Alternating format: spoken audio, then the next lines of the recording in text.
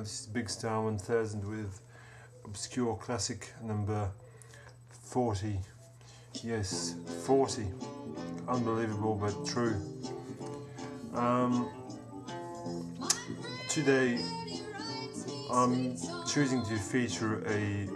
By the way, I haven't really done anything for a while on the obscure classic front, but I've decided to use this evening to put out something, because I think that it's a worthwhile series. So that's my contribution to the vinyl community. So today I'm choosing to feature a singer-songwriter LP by an American singer, and this is the record cover, and the singer's called Koloc, and it's her debut album after all this time. I have to admit that I don't know a great deal about Koloc. In fact, I knew nothing about her when I bought the record. I was in my local record store and I saw this record and it looked really cool. It was recorded in 1971. Just the whole thing, just the package appealed to me, and I just thought I'd give it a punch, take a punch, give it a chance. Well, you can see it's a pretty battered copy, like you can see how much ring wear there is all around, and you know, it's a pretty worn copy, but it doesn't matter because it plays really well. And anyway, yeah, I was in my local record store, and I just picked this up, went home, put it on the turntable, and I was just blown away by this treasure of a record. And it's really exciting when you find a record that you know nothing about, and it ends up being one of your favorite records. And this is what it's done. This is what this record's done to me. Koloc, for what I can seem to read, is, because she's still alive, and I hope I don't embarrass myself if ever she finds this video. I know that when I did the obscure classic on Ezra Mohawk, I'm under the impression that she actually got to watch it. I feel really bad because she's like a hero to me, and so, you know, if ever Koloc watches this video, I want to apologize in advance if I say something that's absolutely crap. But anyway, she was born in Iowa, in a place called Waterloo, and by the looks of it, she had a very traumatic childhood, separated parents very early, and found it very hard to create herself an identity. However, she was the first person in her whole family to go to university. She went to Iowa State University and paid her way by singing songs, and in the end dropped out and just became a full-time singer.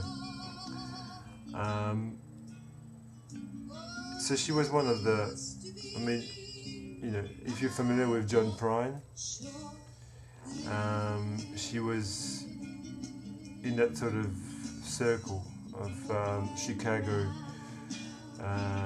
songwriters like John Prine, Koloc, and she released a string of albums. As I said, she's still alive and she still performs.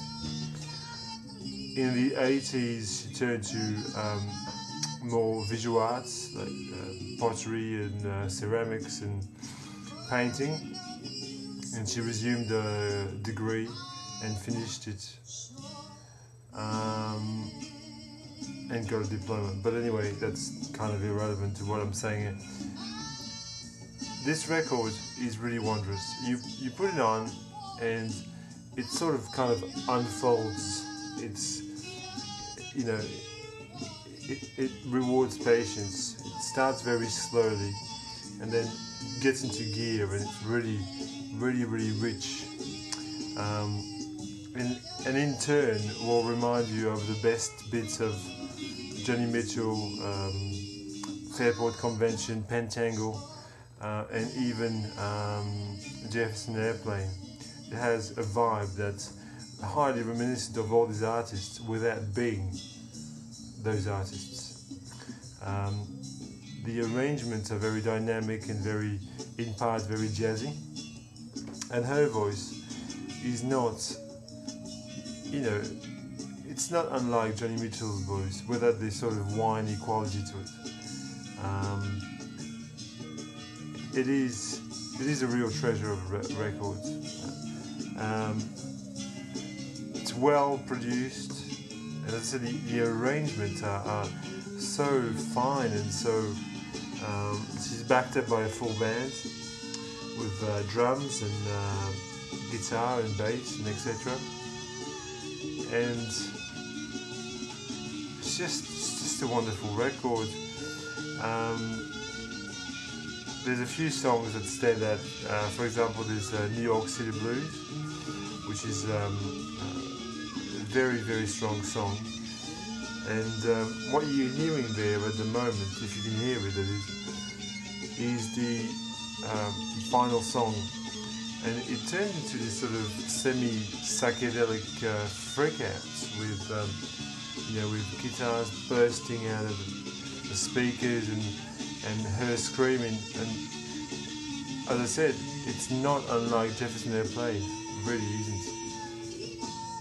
I mean, overall, what I'll say to you is, get it. I mean, I was on eBay earlier, like I'm talking 5 minutes ago, and there's about 20 copies of this for $5.